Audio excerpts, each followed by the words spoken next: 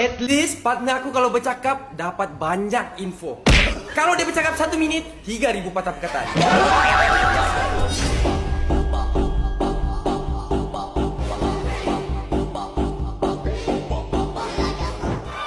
At least partnership aku bulan lalu beli skuter, bulan ni beli motor baru lagi. Oh, lupa. Jap.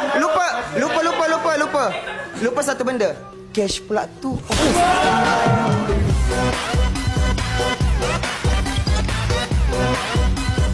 At least partner aku gentleman, tak ada salahkan partner yang lain.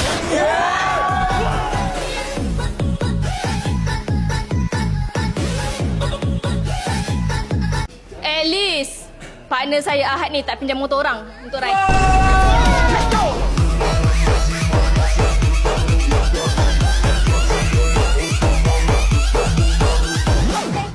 At least partner aku tidak riak. View sedap, revenue tinggi, tapi still dengan Exia.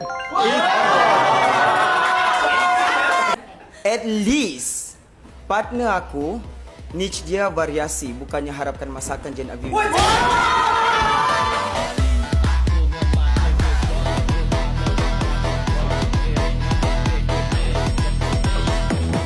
At least partner aku tak ada lasik sikit-sikit mengadu dekat track.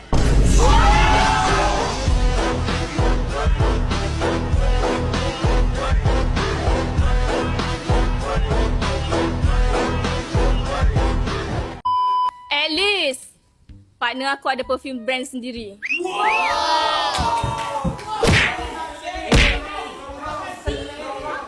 Wangi. At least. Partner aku dengan tim dia berat ideal, BMI okey. Kalau ada gempa bumi, boleh lari.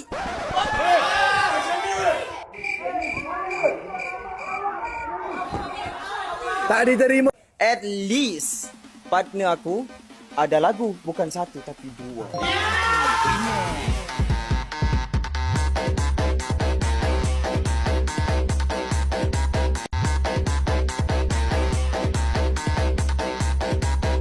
Okay, dengar ni Una. Mesti menusuk, menangis kau balik ni. At least partner aku tak pernah tinggalkan aku untuk perempuan lain accident.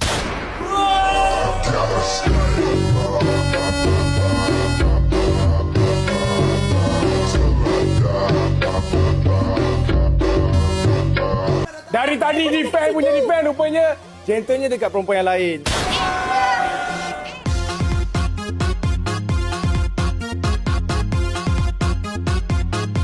At least partner aku baru setahun dah pakai Mazda, bukan Axia.